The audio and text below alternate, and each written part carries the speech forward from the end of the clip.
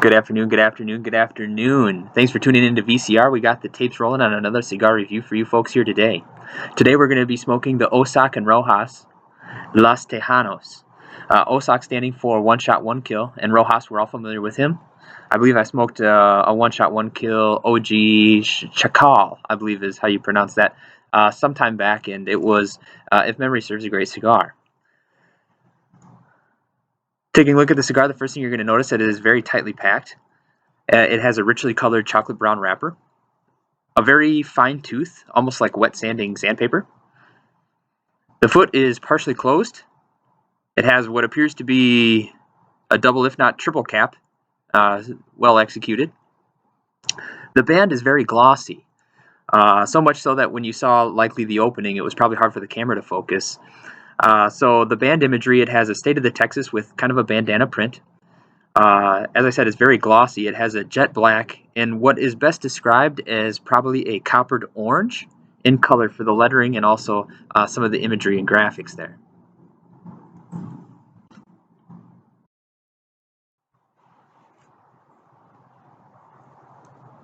Pre-light aroma, it's surprisingly sweet.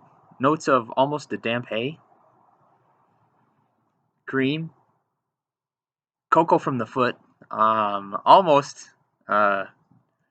like Count Dracula's cereal, because it's deceptively sweet and has a very much a cocoa forward note to it. So quite interesting, unexpected.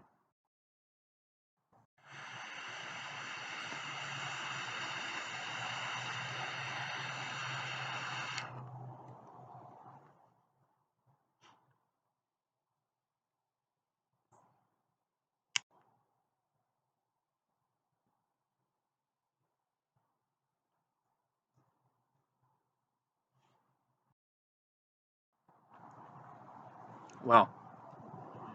Draw certainly thick, creamy smoke, slight oil to the lips, not drying at all. It does make you salivate.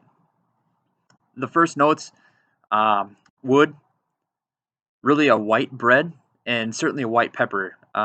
Really, the difference to me in black pepper, black pepper is certainly much more earthy, but white pepper is this high flying, almost zingy type of pepper note, and it's just really quite fantastic.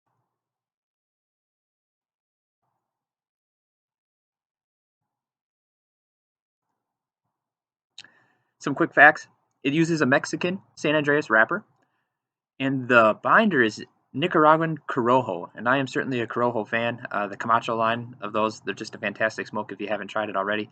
And the filler is Nicaraguan.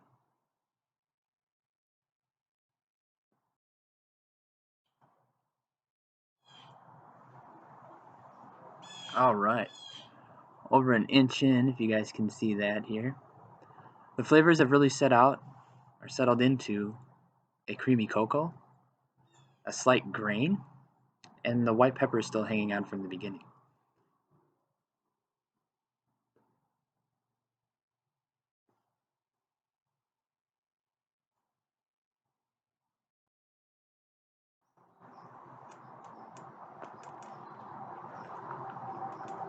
All right, folks, readjusted the camera angle a little bit.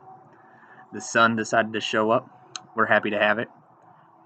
We're hitting about the halfway point so far, and we're really experiencing a transition. The cream that was really prevalent in the first half of the cigar has by and large fallen away. We've moved into a very much an earth and wood.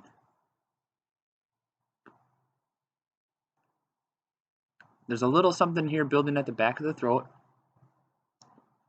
slight nut.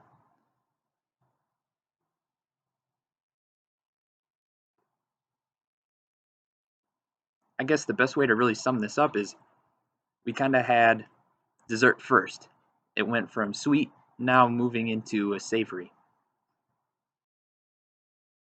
All right, all right, all right.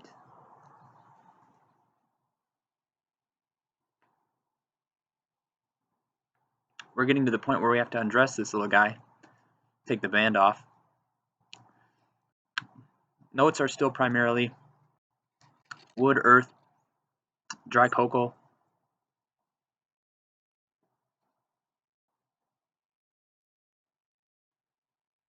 Body is a medium plus. Strength is certainly medium plus. I'm thinking it might go north and ding the bell at full. We'll see as we continue to draw down on the cigar.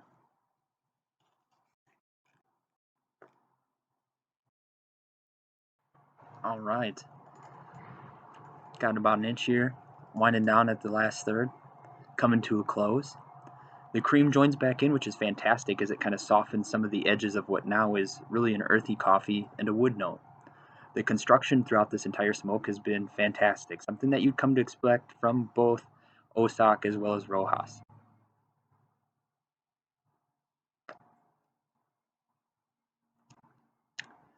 It had a lot of smooth transitions, and it was a very dynamic smoke in terms of flavor and the various notes that you run into. The burn at times was wavy. I did correct it. It never once canoed, I guess, in my opinion. Ash typically held on for about an inch or so. Draw has a little bit of resistance, kind of like a thick milkshake.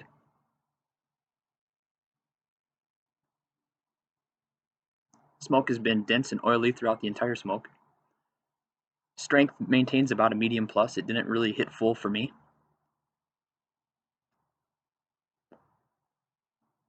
This is Brother T with VCRs. Drop a like, comment, subscribe, all these things. Until we see each other again, smoke 'em if you got 'em.